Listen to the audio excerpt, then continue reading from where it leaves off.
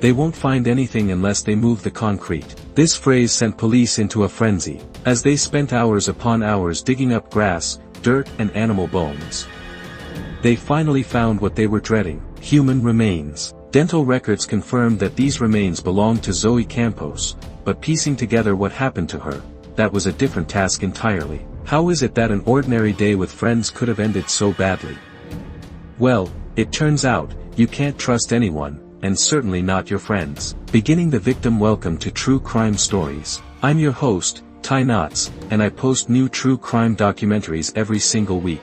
So if you're interested in simple, classic true crime, you've come to the right place, because that's pretty much all we do here. So be sure to subscribe. It's completely free and just keeps you up to date with my future videos. Zoe Campos was born on September 4, 1995, and was the youngest of 3 siblings. Zoe's dad, Alejandro, was in the Marines, so because of this, the Campos family traveled a lot. Right after Zoe was born, the family would bounce from place to place, from Honolulu, Hawaii, to Round Rock, Texas, and even San Diego, California. Before long, the Campos family made Lubbock, Texas their permanent home, and this was also the time when Zoe's parents unfortunately went their separate ways, and Zoe dealt with all the emotion and trauma that comes along with a major family shift like this. Zoe, even as a young girl, had a huge heart, and she just wanted to help all of the animals out there, which is why she would often bring home stray animals and insist that her family help nurse them back to health or give them a home.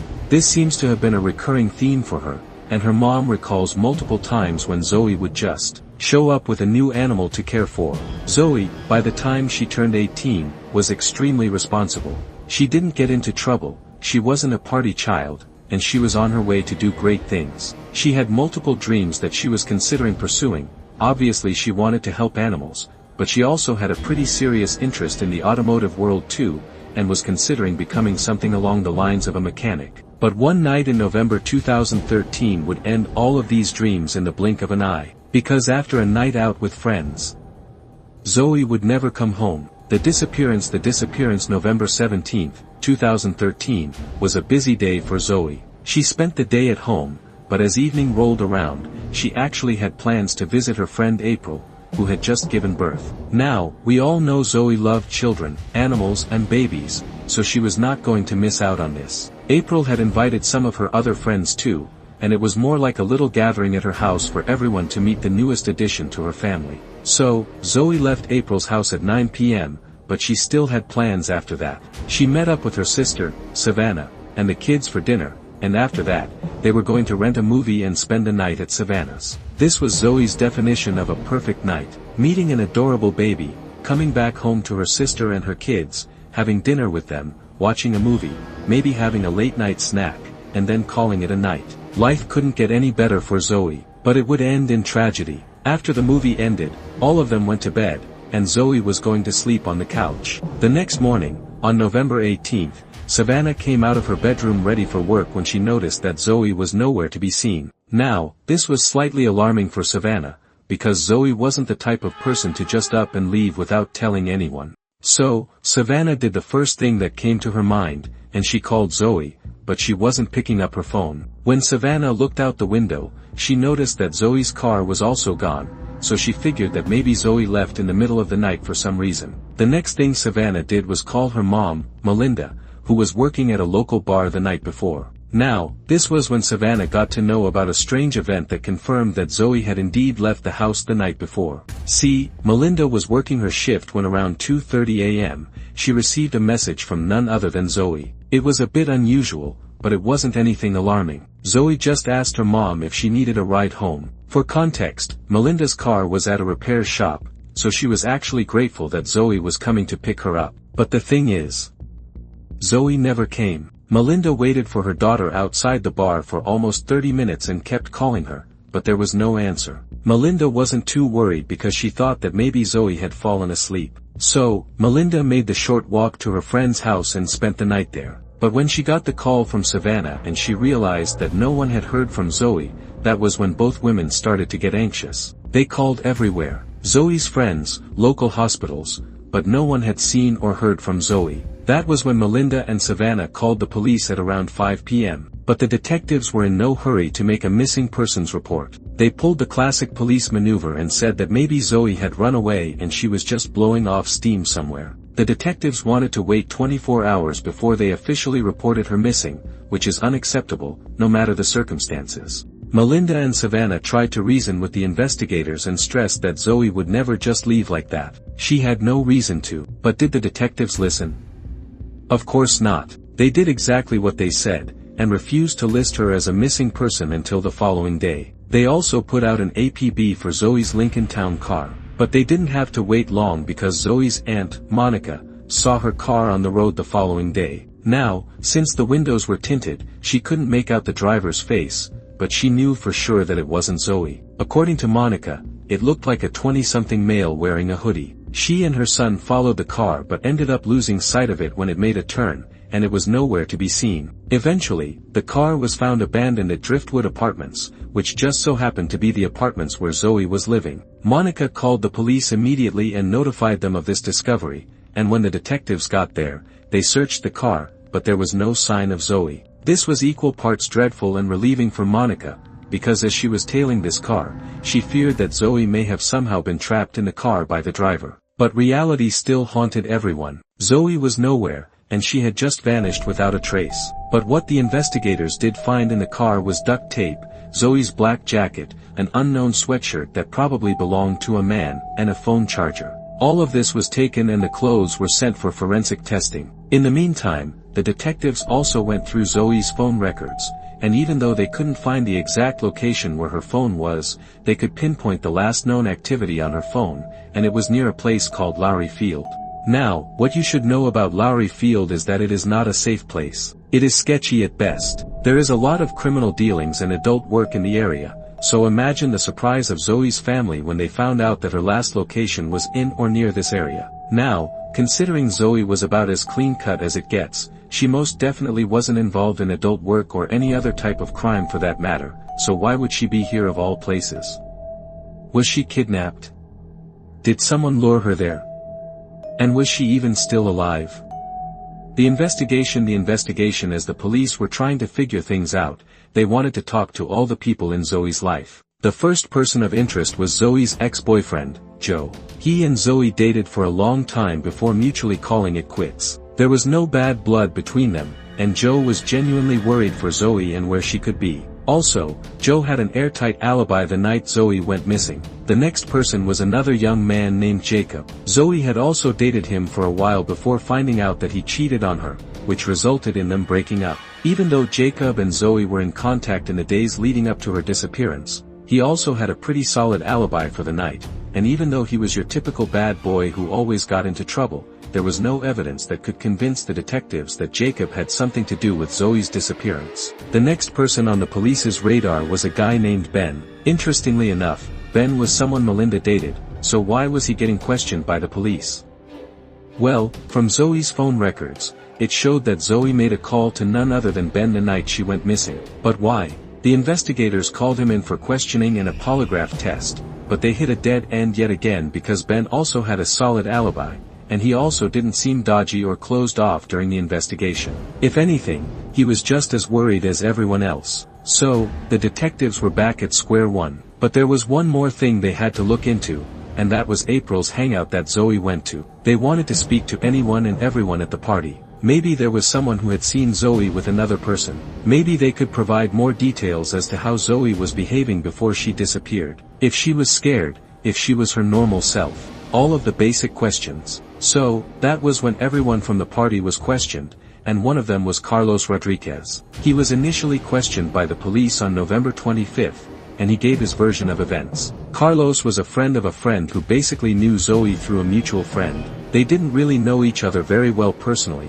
but they were friendly with one another for sure. Carlos also said that he and Zoe left around the same time, and he didn't know what happened from that moment onwards. Now, you may think that this was another dead end and the detectives were just wasting their time looking in the wrong direction. Carlos didn't really know Zoe, so he couldn't possibly know what had happened to her, right? Well, something about Carlos and his story didn't sit right with the police. They couldn't do anything about it because they lacked evidence, but they decided to keep tabs on this guy just in case. 2 weeks later, on December 9th, Carlos was called back to the police station for another interview, and this time in a sworn statement, Carlos's story changed completely. Carlos went on to admit that what he said on November 25th was a complete lie. Carlos did in fact meet Zoe afterward, but not in the way you think. They added each other on Facebook and chatted there. Carlos invited Zoe over to his house, where they would smoke illegal substances. Carlos admitted that he wanted to be friends with Zoe, or something more, and just wanted to have a good time with her. He said that Zoe did come over that night, but Carlos didn't have any illegal substances on him, so Zoe left to get some for them, but she never came back. Now, this was bizarre. First of all, and I know I sound like a broken record, but Zoe didn't dabble in illegal substances, so how would she know where to find them at the most ungodly hour of the night? Secondly, even though Carlos swore up and down that he had nothing to do with Zoe's disappearance, even though he was technically the last person to be with her, this was classic suspect behavior, and the detectives also knew that. If that wasn't suspicious enough, can you take a guess where Carlos's house was? If you said Lowry Field, then you're absolutely right. If you remember, Zoe's last known location was within a mile of Lowry Field, but it wasn't going to be easy for the investigators to convict Carlos of whatever he did to Zoe, because there was no physical evidence that could tie him to her disappearance. So, the detectives had to question Carlos again and again, in hopes that maybe he would slip and give more details. In the meantime, Carlos's house was also searched by the police, but since Carlos had moved out, a lot of things had changed, and finding evidence was getting harder and harder. Do you remember the male sweatshirt that was found in Zoe's car? Well, it turned out that it belonged to Carlos, and get this, forensic tests confirmed that DNA found on the jacket belonged to Zoe. So, Carlos couldn't deny it any longer. He was with Zoe the night she disappeared. But as much as I hate to say this, the investigation for Zoe's disappearance went on for years after this. Zoe disappeared in November 2013, and now it was nearing a little over 4 years later when Carlos was questioned for the umpteenth time. But this time around the interview was held in Lubbock County Correctional Center. Why, you ask? Well, it turns out that Carlos was now serving a sentence there. He was charged with stalking an ex-girlfriend of his. So, you can already guess what a guy Carlos was by that point. It also turns out, for 4 years, this guy withheld information about Zoe when the police were certain that he knew more than he was letting on. It wasn't until July 2018, when an inmate, from the same correction center where Carlos was, came to the detectives with some very disturbing information. He said that during a conversation with Carlos about his home getting searched, Carlos flat out said, they wouldn't find anything until they moved the concrete. This was the biggest lead in Zoe's case so far, and the investigators immediately went to Carlos's former home to do exactly what they had to, move the concrete. With the help of cadaver dogs, the detectives honed in on a particular area in the backyard, presumably an area that had been covered with concrete, but oddly enough, the police never actually mentioned finding any concrete. But soon enough, when they dug the ground,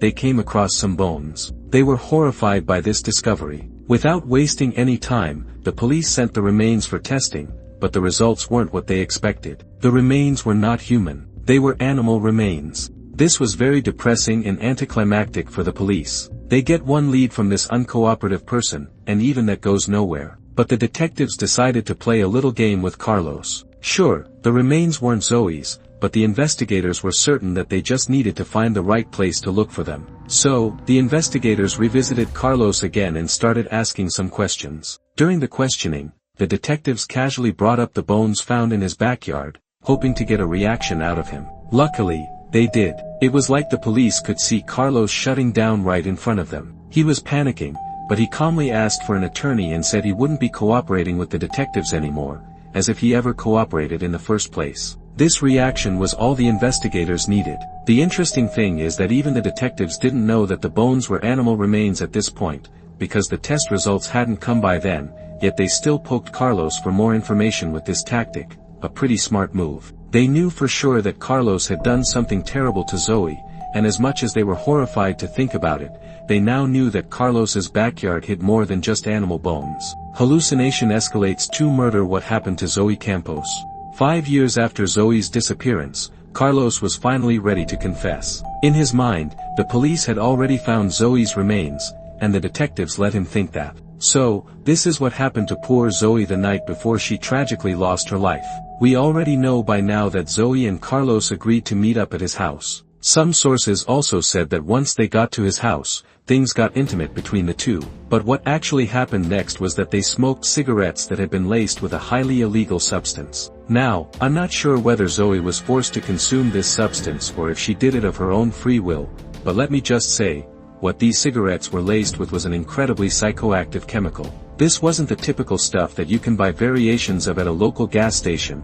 This was the kind of stuff that would send you straight to another planet, causing intense hallucinations, and a complete loss of your grip on reality. Carlos confessed that after smoking, he turned to look at Zoe, but he didn't see her in front of him. Rather, he saw a demon, and this terrified him. As a result, he struck Zoe with all his might before taking her life with his bare hands. Once he knew that Zoe was no longer alive, Carlos dug a shallow grave in his backyard and buried Zoe's body. I guess, after he came down from the high, he realized what he had done. Because, what was interesting was that a couple of months later, Carlos actually dug Zoe back up and buried her deeper in his backyard so that no one could find her. So, Carlos hallucinated and saw Zoe morphing into a demon, or so he says. But he was coherent enough to bury her in his backyard right after the heinous murder.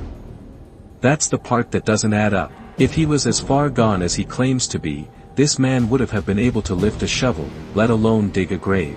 Don't get me wrong, some hardcore substances can cause wild hallucinations, but it is just so infuriating to think that Carlos, instead of snapping out of his haze or asking for help, thought that the most reasonable option would be to end Zoe's life, then just cover everything up. It is just so unbelievable, but I guess, in his mind, everything was going to be fine because he was never going to get caught. But he would have never guessed how wrong he truly was. Carlos was taken to the backyard of his former home, and after pointing out the exact location and digging, on November 16, 2018, the detectives found another set of remains, and unfortunately this time, they weren't animal remains. Dental records confirmed that the remains were indeed of 18-year-old Zoe Campos. Carlos was immediately arrested and charged with Zoe's murder. The trial and aftermath. Carlos, the master of dragging things out for impossibly long periods, pleaded not guilty, so now he was awaiting trial behind bars. In the meantime, he wrote a letter to the media, basically confirming the fact that he ended Zoe's life, and his letter was filled with details on what he did to Zoe and how sorry he was for what he did. Infuriatingly, Carlos went ahead and said that the guilt of keeping this secret was weighing on him, yet, he continued to keep his little secret. And to top this off, he still pleaded not guilty. That's the part that really blows my mind. He all but confessed to the crime to the media, yet, in court, still claimed he was innocent. It doesn't even make sense. But hold on, because this next bit will make your blood boil even more. Carlos went on to address the Campos family and apologize to them for their loss. But still, Carlos stressed that he is not a murderer and that it was the hallucinations that made him do this in the first place. But, Carlos, correct me if I'm wrong, but you made a choice to smoke the substance, knowing full well what it was capable of.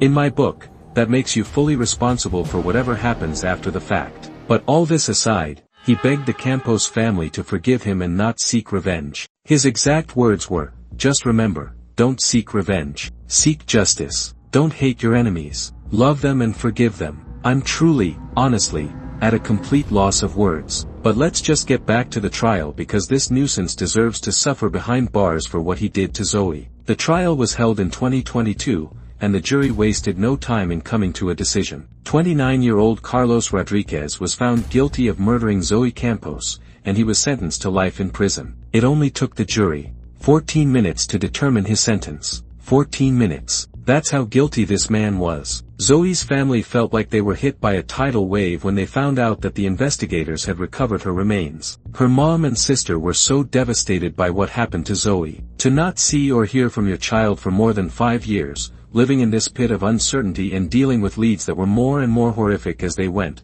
these 5 years had been brutal for Zoe's family. The only silver lining is that they got to bring Zoe home and lay her to rest peacefully. Zoe's funeral was held on December 4, 2018, and everyone said their final goodbyes to a young woman who would have been a pet lover, a dang good mechanic, and a source of joy for everyone. Zoe's mom, Melinda, misses her daughter's warm smile and her voice terribly. Melinda has said that planning her daughter's funeral was the hardest, most heartbreaking thing in her life, and she prays that no parent ever goes through this. We can only hope that the Campos family finds peace after this tremendous loss. There are literally no words to describe how awful this case was. Illegal substances are bad enough, and they can ruin lives in every sense of the word. Even if Carlos initially had no intentions of harming Zoe, it's just another glaring example of why drugs are so incredibly catastrophic and how losing yourself in them will only lead to heartache, one way or the other. Thank you guys for tuning into another episode of True Crime Stories.